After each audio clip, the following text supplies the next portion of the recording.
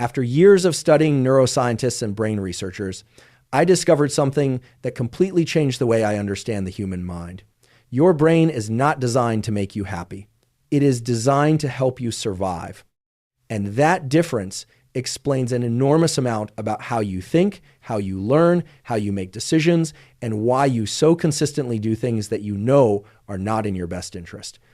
It explains why you remember the one criticism in a room full of compliments, why you feel anxious about situations that are not actually dangerous, why pleasure fades so quickly while discomfort lingers, why your mind wanders to the worst possible outcome, and why simply knowing something is bad for you is almost never enough to stop you from doing it. Once you understand what your brain is actually trying to do, everything that seemed irrational about human behavior starts to make sense. And more importantly, you get real tools for working with your brain rather than against it.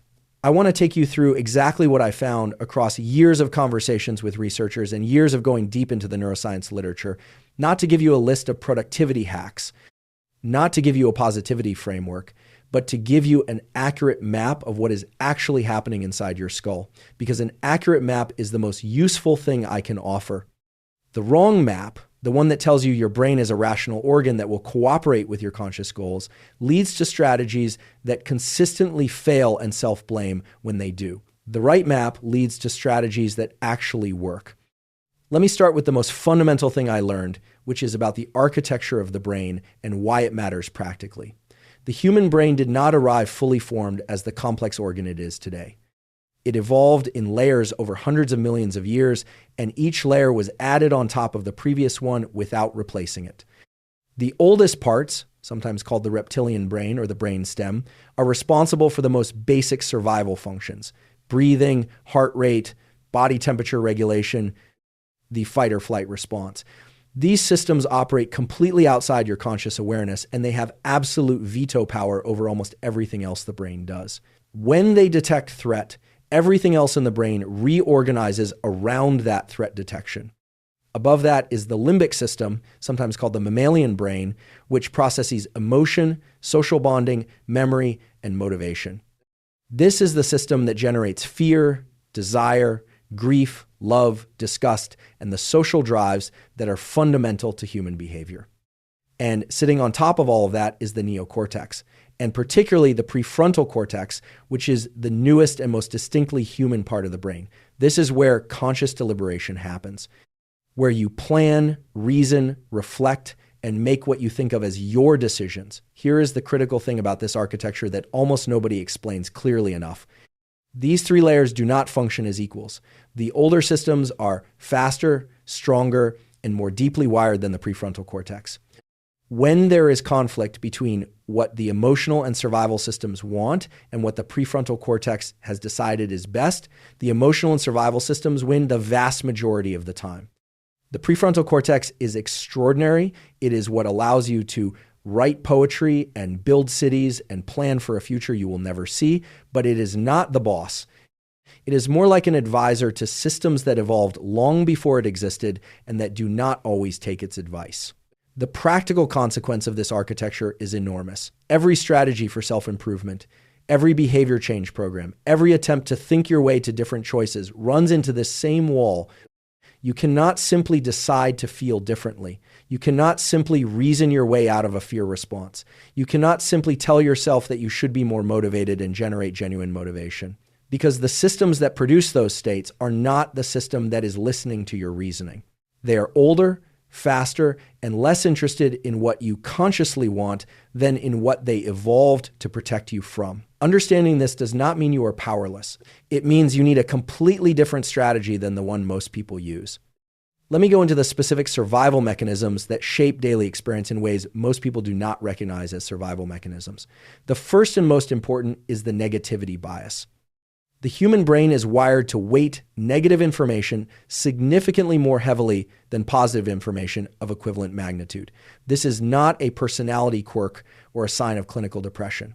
It is a universal feature of how the brain allocates attention and memory. Research by Roy Baumeister and colleagues, who conducted a comprehensive review of the literature on this topic and published their findings in a paper titled "Bad is Stronger Than Good," found consistent asymmetry between the psychological impact of negative and positive experiences across a wide range of domains, including social interactions, financial decisions, learning, and emotional well-being. Negative events produce larger and longer-lasting psychological responses than positive events of comparable size. The evolutionary logic is straightforward and compelling. An organism that treats potential threats as more salient than potential rewards is more likely to survive in an environment where threats can kill and missed rewards are merely unfortunate. Missing a meal is bad. Being eaten is terminal. The asymmetry in attention and memory is the brain's response to that asymmetry in consequence. The problem is that this calibration made perfect sense in the environment where it evolved and creates significant dysfunction in modern environments where most of the apparent threats are not actually lethal. Your brain responds to a critical email from your boss with a threat response that is functionally similar to the one it produces when a predator is nearby. The subjective experience is different in intensity, but the underlying neurological mechanism is the same. And the negativity bias means that one critical email will have more psychological impact than 10 complementary ones. Not because you are weak or pessimistic, because your brain is doing exactly what it was designed to do. The second major survival mechanism that shapes daily experience is what neuroscientists call the default mode network, which is the brain network that becomes active when you are not focused on an external task. Most people think of the mind wandering as a failure of attention or a sign of distraction. What the research shows is that mind wandering is not a bug. It is the default operating mode of the brain when it is not under external demand. And what does the brain do in its default mode? It simulates the future, primarily looking for threats. It replays the past, primarily looking for what went wrong and what could be learned from it to avoid similar threats in the future. And it generates social simulations, imagining what other people think of you and whether those social assessments represent threats to your status and belonging. This is why your mind, when left without an external focus, tends to drift toward rumination, social anxiety, and worst-case scenario planning rather than toward spontaneous contentment. The brain in default mode is doing threat surveillance. And from a survival standpoint, threat surveillance is exactly the right thing to be doing when you are not actively engaged with the immediate environment. The cost is that for people in modern environments where the actual threat density is relatively low, the threat surveillance produces a kind of background psychological noise, a low-grade chronic anxiety that does not reflect the actual danger of the environment, but reflects the brain doing its job in an environment it was not designed for. The third mechanism is hedonic adaptation, which is the brain's tendency to return to a relatively stable baseline level of well-being after positive or negative life events.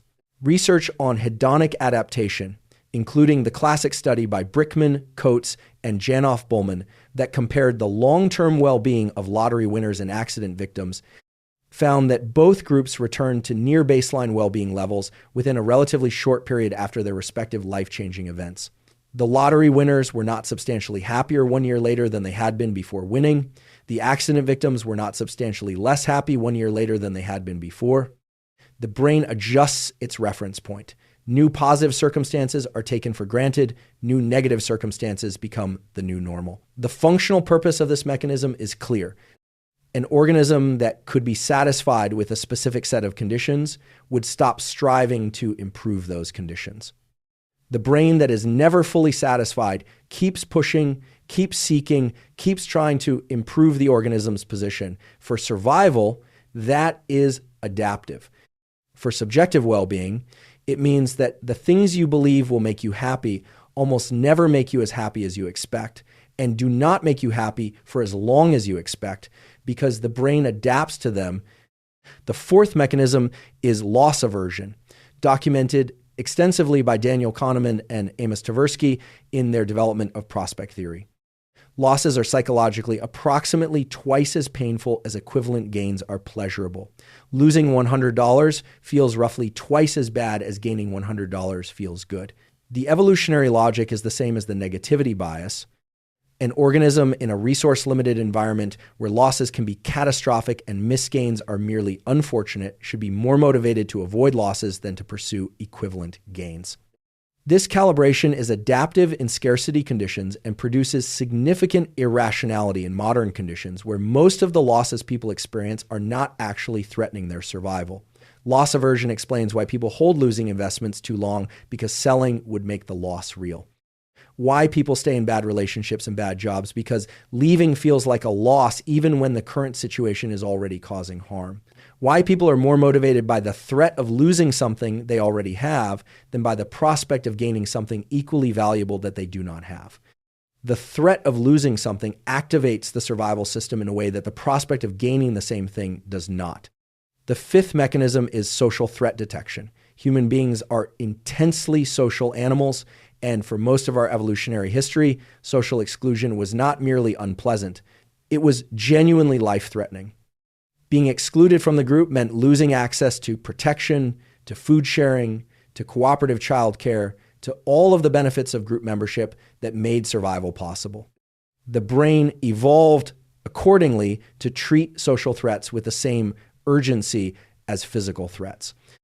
Research by Naomi Eisenberger and Matthew Lieberman at UCLA using functional MRI has shown that social exclusion activates the same brain regions, including the anterior cingulate cortex and the insular cortex, that are activated by physical pain. The experience of social rejection is not metaphorically painful. It is neurologically processed through the same pathways as physical pain. This is why what other people think of you feels so important, even when you consciously know that their opinion is not going to determine your survival. The system that monitors social standing is not listening to your conscious reasoning. It is monitoring for threats to group membership with the same vigilance that the threat detection system monitors for physical danger. Now I want to go into something that I think is the most practically important thing I found in all of this research, which is the relationship between the survival brain and the learning brain, and what that relationship means for how you actually change behavior and build new capacities. Learning at the level of the brain is not primarily about information storage. It is about changing the probability of future behavior by updating the neural circuits that generate behavior. And the brain's primary mechanism for doing that is not reasoning, it is prediction error. The brain is continuously making predictions about what will happen next based on prior experience. When what actually happens matches the prediction, no learning signal is generated.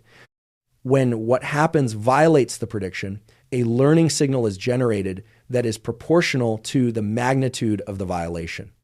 This prediction error signal is carried primarily by dopamine neurons, and it is what drives all learning in the brain, from simple conditioning to complex skill acquisition. The practical implication is significant. You do not learn primarily from what you intend, you learn primarily from what surprises you. The brain updates its models of the world in response to prediction errors, and it does so regardless of whether you are trying to learn or not. This is why you can teach yourself a bad habit just as efficiently as a good one. The brain is not trying to make you better, it is trying to make accurate predictions.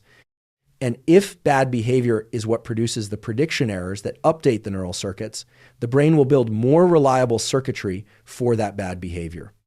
The second aspect of the learning system that is practically important is the role of repetition and context. Neural circuits are strengthened through repetition. The more times a specific sequence of neural firing occurs, the more efficient the connections between those neurons become. This is the biological basis of the often quoted phrase, neurons that fire together wire together. But what is less commonly discussed is the role of context in determining which circuits fire. The brain is extraordinarily context sensitive. Behaviors that have been practiced in one context are not automatically available in different contexts. This is why people can behave with extraordinary emotional intelligence in professional settings and then completely lose that intelligence in intimate relationships. They have practiced emotional regulation in one context sufficiently to build efficient neural circuits for it there, but the same circuits do not automatically activate in the different context of a close relationship, where the stakes are higher and the triggers are more deeply wired. This has profound implications for how to build lasting behavior change. You cannot rely on building a skill in one context and expecting it to transfer automatically to all other contexts. You need to practice the specific behavior in the specific context where you need it, because the brain builds context-specific circuits, not context general ones. The third aspect of how the brain actually learns that matters most for practical application is the primacy of state-dependent learning. What you learn is stored in a way that is connected to the physiological and emotional state you were in when you learned it. Information acquired in a calm, safe state is more easily retrieved in calm, safe states. Behaviors practiced in a high arousal stress state are more reliably available in high arousal stress states. This is one of the reasons why military and first responder training is conducted under conditions of genuine stress rather than in comfortable classroom settings. The goal is to build the circuits that need to be available under high stress conditions in the same high stress conditions where they will be needed, because state-dependent learning means that what you practice in one state is not automatically available in a different state. The decision-making system is the next area I want to go into, because I think the popular understanding of how decisions are made is almost entirely wrong in ways that lead to consistently failed strategies. The rational actor model that dominates economics and that most people implicitly use to understand their own decision-making holds that decisions are made by evaluating options, assessing their costs and benefits, and choosing the option with the best expected value. This model is empirically false. The research from behavioral economics, from Antonio Damasio's work on the somatic marker hypothesis, and from decades of decision science research tells a very different story. Decisions are made primarily by emotional systems that generate a rapid intuitive judgment, and then the rational mind either endorses that judgment or engages in effortful deliberation that may or may not override it. The rational deliberation is real and it matters, but it is not the primary driver of most decisions. Most decisions happen before conscious deliberation begins, and the deliberation that follows is often post hoc rationalization rather than genuine analysis. Antonio Damasio's somatic marker hypothesis, which I find one of the most practically important ideas in all of neuroscience, proposes that the emotional bodily signal that accompanies the thought of an option, what he calls the somatic marker, is what guides decisions in complex, uncertain situations. When you think about doing something and feel a sense of wrongness or rightness in your body, that is not noise to be ignored in favor of rational analysis. That is the brain's rapid integration of enormous amounts of prior experience communicating through an emotional bodily channel. The felt sense is prior data. It is not infallible, and it can be wrong when prior experience is misleading or when the emotional system has been calibrated by trauma or by distorted learning. But dismissing it entirely in favor of purely rational analysis is not more intelligent. It is less informed. There is another dimension of decision-making that comes directly from the survival architecture I described earlier, and that is the influence of threat state on decision quality. When the brain's threat detection system is activated, a specific set of changes occurs in how the brain processes information. Blood flow to the prefrontal cortex decreases. Blood flow to the amygdala increases. The time horizon of attention narrows to the immediate. The complexity of information processing decreases. And the brain shifts from flexible, exploratory thinking to rigid, routine-based responding. This is adaptive in genuine emergency situations where fast, simple, familiar responses are more likely to keep you alive than slow, complex, novel ones. In modern contexts, where most apparent threats are not actually life-threatening, it means that the situations you most need your best thinking are often the situations where the threat response is most actively impairing that thinking. The hostile email that makes you feel attacked is exactly the situation where you most need nuanced, thoughtful response, and is exactly the situation where the threat response is most actively pushing you toward reactive, defensive response.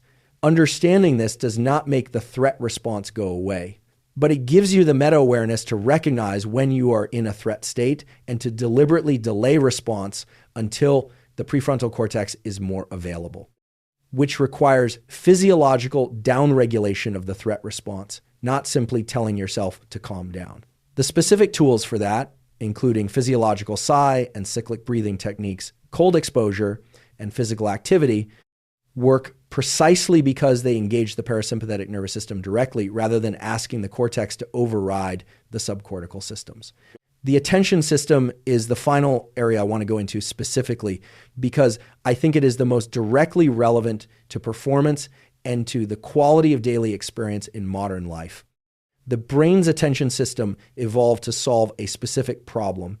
In an information-rich environment, you cannot process everything. You need to select, and the selection criteria the brain uses are not the ones that serve your conscious goals. The brain allocates attention primarily based on novelty, threat, and social relevance. Anything that is new, anything that might be dangerous, and anything related to other people and what they think of you gets automatic attentional priority. Everything else has to compete for the remaining attentional capacity through top-down, effortful direction. This is why the modern smartphone is so extraordinarily compelling. It delivers novelty, social information, and implicit social threat. The fear of missing out, the fear of negative social evaluation, at a rate and intensity that vastly exceeds anything the natural environment ever produced. The brain's attention system is being captured by a device optimized to capture it using the same survival mechanisms that evolved to keep you alive in an environment where paying attention to novelty and social threat was genuinely essential. You are not weak for being distracted. You are being outcompeted by a system that has been engineered to exploit your brain's oldest and most powerful attentional mechanisms. Understanding this changes the strategy. It is not primarily a matter of willpower or discipline. It is a matter of environmental design. Removing the stimuli that capture attention through the survival systems is orders of magnitude more effective than trying to override those captures through effortful self-control, because you are not going to out-willpower a system that was not designed for you to beat. The practical framework I want to leave you with draws on everything I have described. The first principle is work with the survival brain rather than against it. The brain's survival mechanisms are not your enemy. They are ancient and powerful, and they are trying to keep you alive with strategies that worked for millions of years. Fighting them directly is almost always less effective than redirecting them. If you want to change a behavior, do not rely on willpower to suppress the old behavior. Redesign the environment so that the survival brain's automatic responses serve your goals rather than undermining them. Make the healthy food easier to access than the unhealthy food. Make the phone harder to reach during focus time. Make the beginning of exercise automatic rather than a daily decision point. The goal is to reduce the cognitive load and the self-control requirement by changing what the brain encounters automatically rather than by asking the prefrontal cortex to override the older systems through effortful control repeatedly. The second principle is use the learning system's actual mechanisms.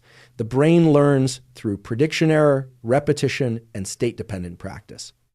This means that the most effective way to build new behaviors is to repeatedly practice them in the specific contexts and emotional states where you need them, to allow yourself to be surprised by positive outcomes rather than filtering them out, and to create learning conditions that match the conditions of application. Meditation is a perfect example of state mismatch.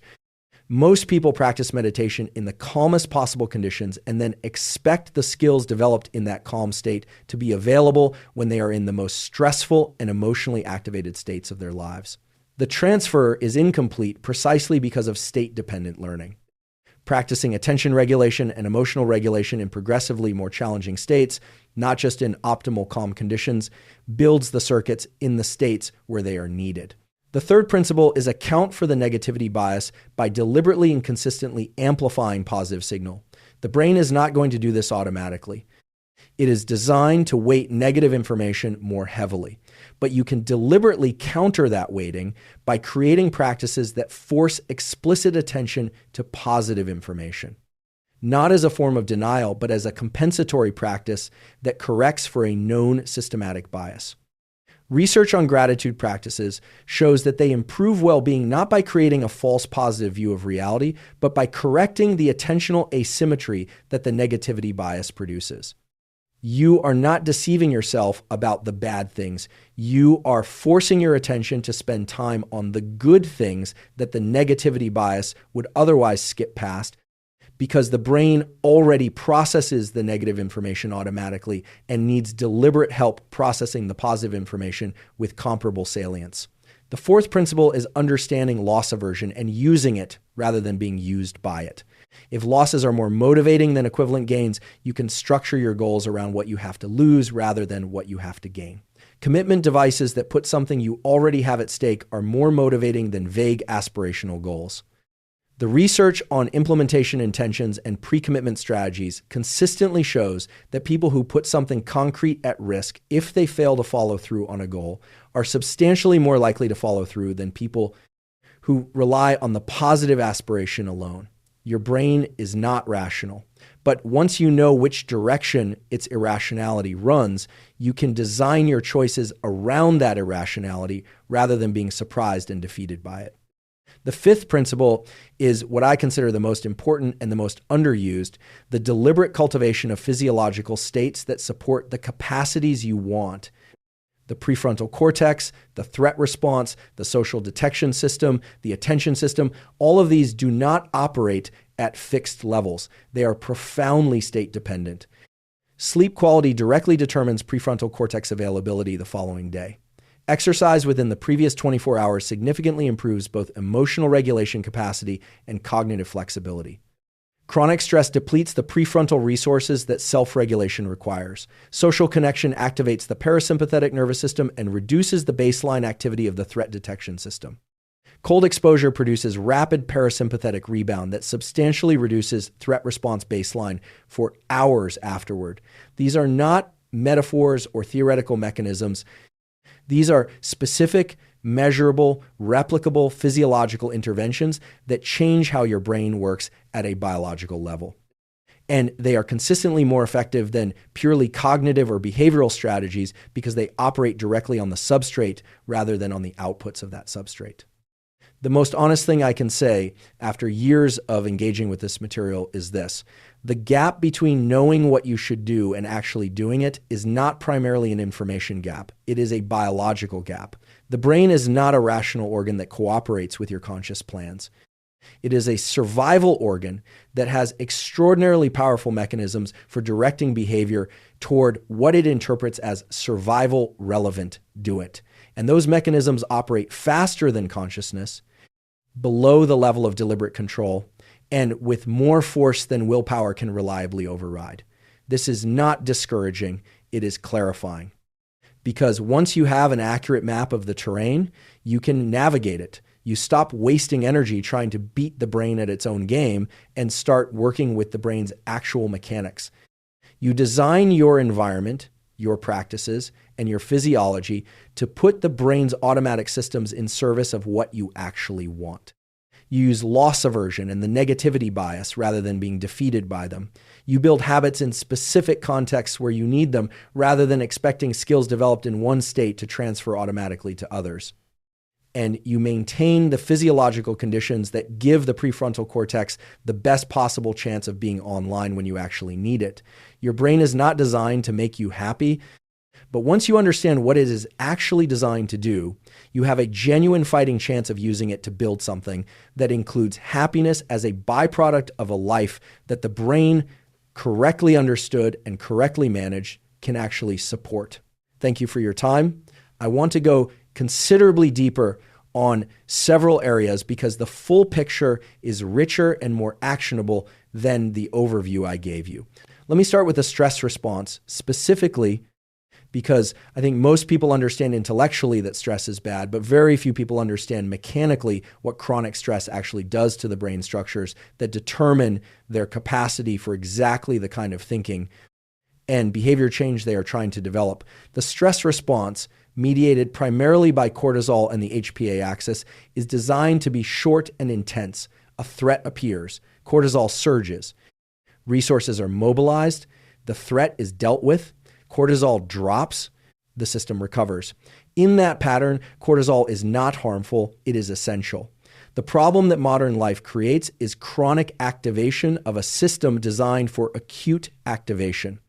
When cortisol is chronically elevated, which happens in response to ongoing financial stress, relationship conflict, work pressure, sleep deprivation, and the low-grade social threat surveillance that digital life generates continuously, the biological consequences for the brain are specific and serious. The hippocampus, which is the brain structure most critical for forming new memories and for contextualizing emotional responses so that the amygdala does not overfire in safe situations, is directly damaged by chronic cortisol exposure. Cortisol suppresses neurogenesis in the hippocampus, the formation of new neurons, and can actually reduce hippocampal volume with prolonged exposure. This matters practically because a less effective hippocampus means a less well-regulated amygdala, which means higher baseline anxiety, greater threat sensitivity, and reduced capacity to distinguish genuinely threatening situations from merely uncomfortable ones. Chronic stress literally makes you worse at stress management by impairing the brain structure most important for stress management. This is the opposite of what most people expect. They expect that experiencing stress will build their capacity for managing it. Sometimes it does. When the stress is acute, bounded, and followed by recovery, it does. When it is chronic and unrelenting without adequate recovery, it does the opposite. It erodes the biological substrate of stress management. The prefrontal cortex is the second brain structure most damaged by chronic stress, and the damage is through a different mechanism. Chronic cortisol exposure reduces the density of dendritic spines on prefrontal cortex neurons, meaning the connections between neurons in the prefrontal cortex become less numerous and less efficient. This directly reduces the prefrontal cortex's capacity for the functions that are most distinctly human: impulse control, emotional regulation, complex planning, perspective taking, and the ability to weigh long-term consequences against short-term impulses. Chronic stress, at the neurological level, physically compromises the brain structure most responsible for the behaviors that distinguish a considered deliberate life from a reactive one. And here is the most important practical implication of this. The people who most need the prefrontal cortex functions that chronic stress impairs are almost always the people who are under the most chronic stress. The stressed person trying to change their behavior needs impulse control, emotional regulation, and long-term thinking. Chronic stress is physically reducing their capacity for those exact functions. This is not an excuse for failing to change. It is an explanation that points toward an intervention. The intervention is reducing chronic stress load, not just managing it psychologically, but actually reducing it physiologically. Sleep is the single most powerful tool for cortisol regulation. 8 hours of sleep reduces cortisol and allows the hippocampus and prefrontal cortex to recover from the day's stress exposure. Exercise, particularly moderate aerobic exercise, acutely lowers cortisol and chronically increases the brain's capacity to manage the cortisol response by increasing glucocorticoid receptor sensitivity.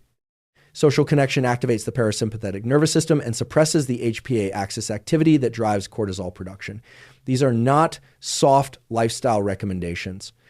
They are specific interventions in the physiological mechanisms that determine whether the brain's highest functions are available to you. Let me go deeper on the memory system because it is directly relevant to understanding why people repeat patterns they are trying to change and why insight alone, even accurate and deeply felt insight, so rarely produces lasting behavioral change. Memory in the brain is not a single system. It is multiple systems that encode different types of information through different mechanisms and that operate largely independently. Declarative memory, which is memory for facts and events that you can consciously recall and articulate, is the type of memory that most people think of when they think about memory. It is mediated primarily by the hippocampus and the prefrontal cortex. Procedural memory, which is memory for skills and habits, is mediated primarily by the basal ganglia and the cerebellum. And emotional memory, which is memory for the emotional significance of past events, is mediated primarily by the amygdala. These three memory systems operate in parallel and they can produce contradictory outputs simultaneously. You can consciously know that a situation is safe, your declarative memory says so, while simultaneously feeling fear. Your amygdala-based emotional memory says this situation resembles a past threat and simultaneously executing a habitual avoidance behavior, your procedural memory in the basal ganglia, executing the behavior that was reinforced by past avoidance. Three different memory systems producing three different outputs simultaneously. And the emotional and procedural systems are older, faster, and often more behaviorally influential than the declarative one. This is why someone can spend years in therapy developing accurate intellectual understanding of their psychological patterns and still find those patterns activated in real situations. The declarative memory has been updated. The amygdala-based emotional memory has not, and the basal ganglia procedural memory has not. Insight into a pattern through declarative memory is necessary but not sufficient for changing the pattern. The other memory systems need updating through different mechanisms. Emotional memory through the kind of new emotional experiences in old contexts that rewrites the amygdala's threat associations, and procedural memory through the repetitive practice in specific contexts that overwrites habitual behavioral sequences.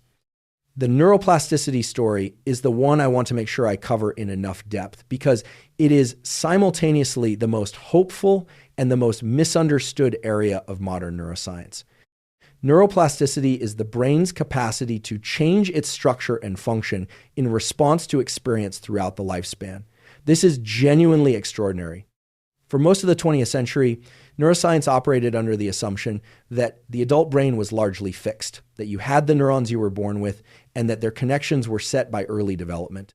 The research of the past 3 decades has overturned that assumption completely. The adult brain undergoes continuous structural change in response to experience, learning, and practice. New synaptic connections form. Existing connections strengthen or weaken. New neurons are generated, at least in specific regions, including the hippocampus, throughout the adult lifespan. And the functional organization of the brain can shift dramatically in response to injury, intensive practice, or systematic experience. This is the scientific basis for the possibility of genuine lasting change at any age.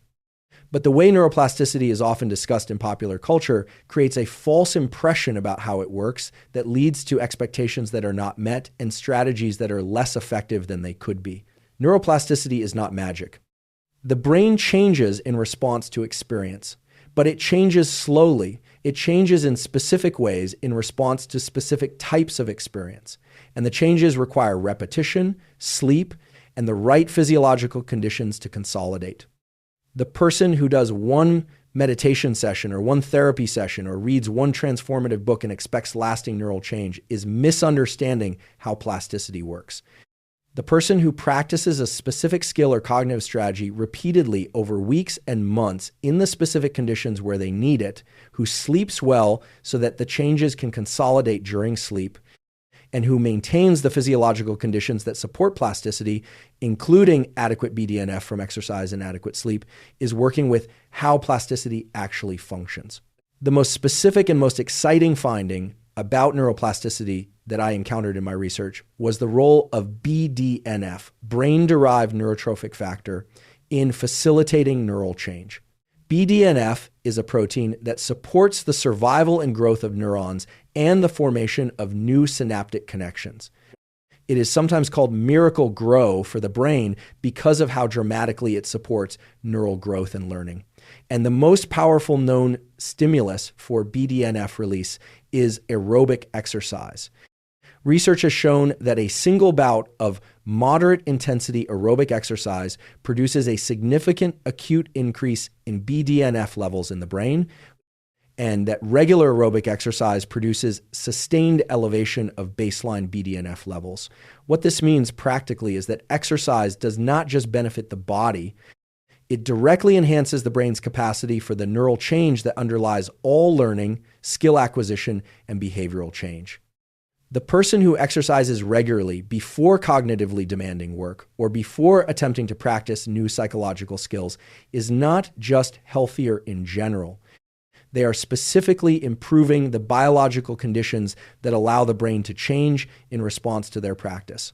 Exercise is not separate from mental and behavioral development. It is one of the primary mechanisms through which that development is supported at the neurological level. Sleep's role in neuroplasticity deserves equally specific treatment. During sleep, the brain undergoes a process called synaptic homeostasis, in which the connections strengthened during the day's learning are consolidated and the overall synaptic strength of the brain is reset to a sustainable baseline. This process is essential for the learning that happened during waking to become lasting structural change rather than temporary activation. Research on sleep deprivation and learning has shown that even one night of poor sleep reduces the consolidation of the previous day's learning by a significant and measurable amount. And chronic sleep deprivation produces a cumulative deficit in learning consolidation that is much larger than most people appreciate. The practical implication is direct. The practice sessions, the meditation, the skill training, the deliberate effort to build new psychological capacities, they need to be followed by adequate sleep if the neural changes produced by that practice are going to consolidate into lasting structural change. Practicing skills and then sleeping poorly is like filling a container that has a hole in the bottom. You are putting effort in, but not getting the lasting change because the consolidation process that would make the effort stick is not completing. I want to address the social brain more specifically because I think the survival importance of social connection is one of the most underappreciated dimensions of human neuroscience, particularly in a culture that tends to value independence and self-sufficiency and is somewhat suspicious of the idea that other people are genuinely essential rather than merely pleasant. The evidence is unambiguous. Human beings are obligately social animals in the sense that the nervous system does not function well in prolonged social isolation. Research by John Cacioppo and William Patrick on the neuroscience and psychology of loneliness documented that chronic loneliness, which is the felt sense of insufficient social connection, regardless of the number of people around you, produces a specific profile of neurobiological changes that are genuinely health-threatening. These include elevated cortisol and inflammatory cytokines, disrupted sleep architecture, reduced prefrontal cortex function, and elevated amygdala reactivity to social threat cues. Loneliness is not just sad. It is biologically dangerous in measurable ways, and the mechanism makes perfect evolutionary sense. In the environment where the human brain evolved, being socially isolated genuinely predicted death. The brain treats the social isolation signal with the same urgency as a physical threat because for most of human history it was one. The practical implication is that social connection is not optional for optimal brain function. It is a biological requirement. Maintaining meaningful social connection is not a nice to have. It is one of the most powerful modulators of the brain states that determine whether your highest capacities are available to you. This is one of the reasons that the same person can seem like a completely different person in different social contexts. The well-connected, socially secure person and the lonely, socially anxious person are operating from fundamentally different neurobiological baselines. The social context shapes the brain state, and the brain state shapes everything. Let me close with something I think is the most honest and most practically important framing I can offer. Understanding that the brain is not designed for happiness does not mean happiness is impossible. It means happiness is not the brain's default output when left to its own devices. It is an achievement, not in the sense of effortful striving and deprivation, but in the sense that the conditions that support it are not automatically generated by modern life. They need to be deliberately created. Sleep, exercise, social connection, adequate nutrition, the management of chronic stress, the deliberate practices that counteract the negativity bias and the hedonic adaptation that the brain's survival mechanisms produce. These are not self-help additions to an otherwise adequate life. They are the specific conditions under which the brain, properly understood as the survival organ it is, produces something approaching the state that most people call a good life. The map the research gives you is not comfortable in the sense of reassuring you that everything is fine as it is. But it is enormously useful in the sense of showing you exactly what the terrain looks like and exactly which paths lead where. Your brain is running a program that was written for a world that no longer exists. But you can learn to read the code. And once you can read it, you can begin to rewrite the outputs, one practice, one environment design, one physiological choice at a time. Thank you for your time. There are several more dimensions I want to develop fully to complete the picture. One of the things that surprised me most in conversations with neuroscientists was how specifically the brain's survival design interacts with modern technology in ways that most people are not fully aware of. I mentioned the smartphone briefly, but the full picture is more specific and more important. Every major digital platform that billions of people use daily has been deliberately engineered to exploit the same survival mechanisms I described. The variable reward schedule that social media platforms use showing you sometimes a gratifying response and sometimes nothing and sometimes a threatening one, is the same schedule that produces the highest rates of compulsive behavior in all of behavioral psychology, BF. Skinner demonstrated in the 1950s that variable ratio reinforcement, intermittent and unpredictable reward, produces the most persistent and most compulsive behavioral responding of any reinforcement schedule. The slot machine runs on the same principle. Social media platforms generate variable ratio reinforcement at a frequency and intensity that no environmental stimulus in the evolved environment ever matched. The notification that might be a compliment, might be a criticism, might be nothing, is a variable ratio reinforcement that the dopamine prediction error system responds to exactly as evolution designed it to respond to uncertain but potentially important social information. The infinite scroll removes the natural stopping points that finite physical media always provided. The algorithmic curation surfaces content that maximally captures the brain's attention through novelty, social threat, and emotional arousal, because the platform's economic incentive is to maximize time on platform, and the brain's attention system is most reliably captured by exactly those categories of content. I am not saying this to condemn technology. I am saying it because understanding that you are in an attention contest with a system that has been specifically engineered using the same mechanisms your brain uses to keep you alive, and that has billions of dollars of optimization behind it, changes the appropriate response. The appropriate response is not more willpower. It is environment design. Remove the apps from your phone's home screen, use app timers, put the phone in a different room during periods that matter, not because you are weak, but because you are in a contest that willpower alone is not designed to win.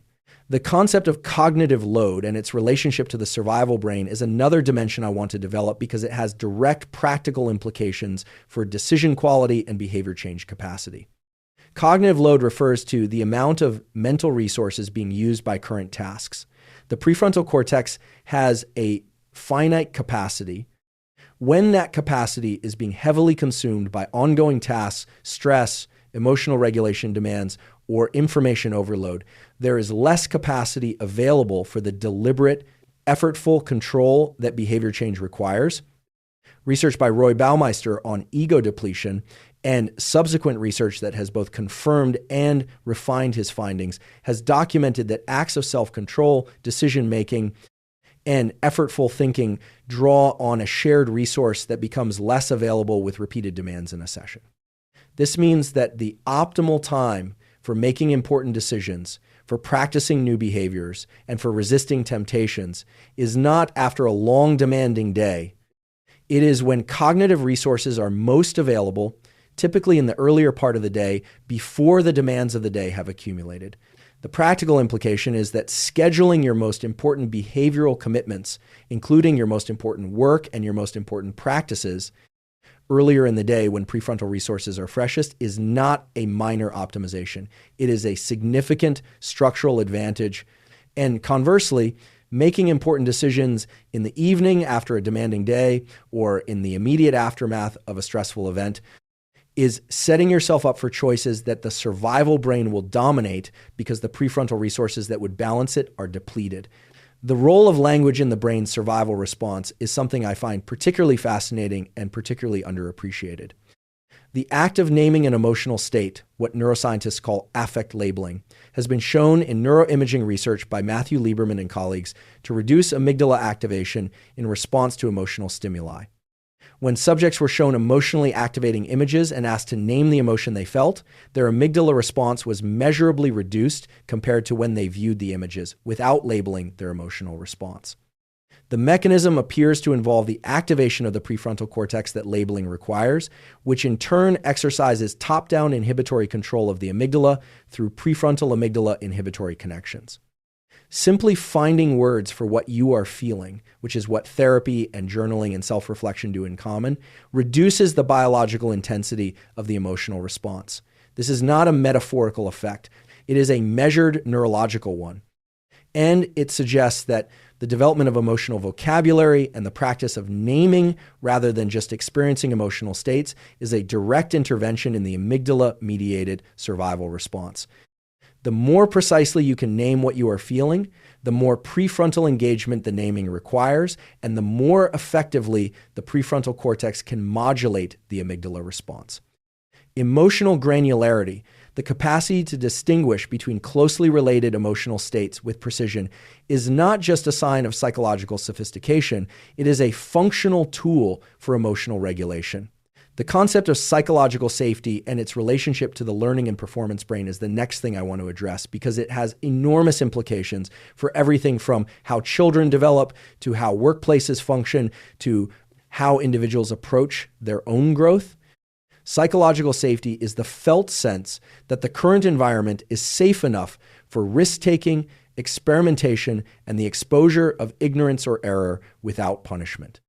Research by Amy Edmondson at Harvard Business School has documented that psychological safety is the primary predictor of team performance and learning capacity across a wide range of organizational settings. Teams that feel psychologically safe take more risks, report errors more rapidly, propose more innovative ideas, and learn more effectively than teams that do not feel psychologically safe, controlling for the technical capability of the team members. The neurological explanation is exactly what the survival brain architecture predicts. When the threat detection system is activated by a socially threatening environment, the prefrontal cortex is suppressed, creative and exploratory thinking is reduced, and behavior becomes more conservative and more defensive. When the threat detection system is not activated because the environment has been assessed as safe, the prefrontal cortex is more fully available, associative and creative thinking is enhanced, and the person is neurologically capable of the kind of learning and risk-taking that development requires.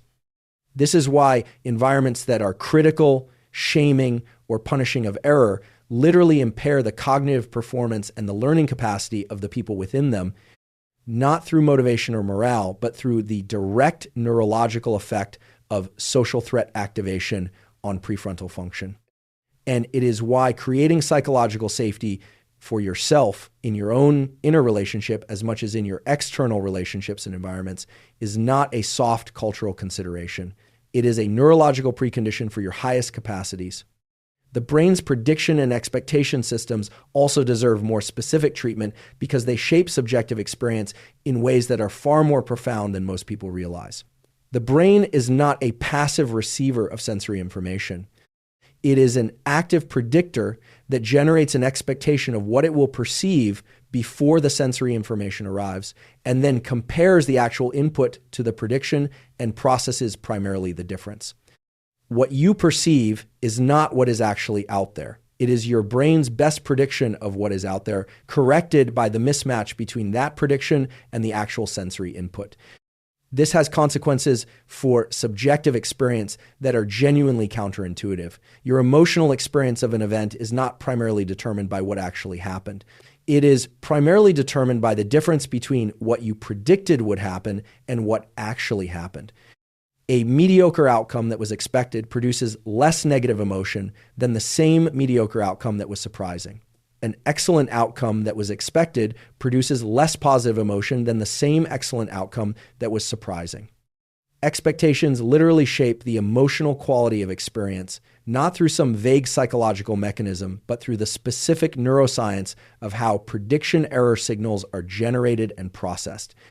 This is the mechanism underlying the placebo effect, the nocebo effect, how priming shapes perception, why luxury experiences often disappoint when anticipated too heavily, and why difficult experiences that turned out better than feared often produce disproportionate positive emotion. Managing expectations, not in the sense of lowering them so you are pleasantly surprised by bad outcomes, but in the sense of understanding how expectations shape experience, is a genuine tool for well-being that operates through specific neurological mechanisms. One of the most practically important and most underutilized insights I took from all of this research is about the relationship between physical movement and emotional state. The popular understanding of this relationship goes in one direction. Your emotional state affects how you want to move. When you are sad, you move slowly and your posture reflects that. When you are energized, you move energetically. But the research is clear that the relationship is genuinely bidirectional. Your body position and movement patterns send signals upward to the brain that influence emotional state through afferent feedback. Research by Dana Carney, Amy Cuddy, and Andy Yap on power posing showed that holding expansive, confident body postures for 2 minutes produced measurable changes in cortisol and testosterone levels compared to contractive, low-power postures. The specific power posing findings have been contested in subsequent research, but the broader principle that body position and movement feed back to influence emotional and hormonal state is supported by a large body of research.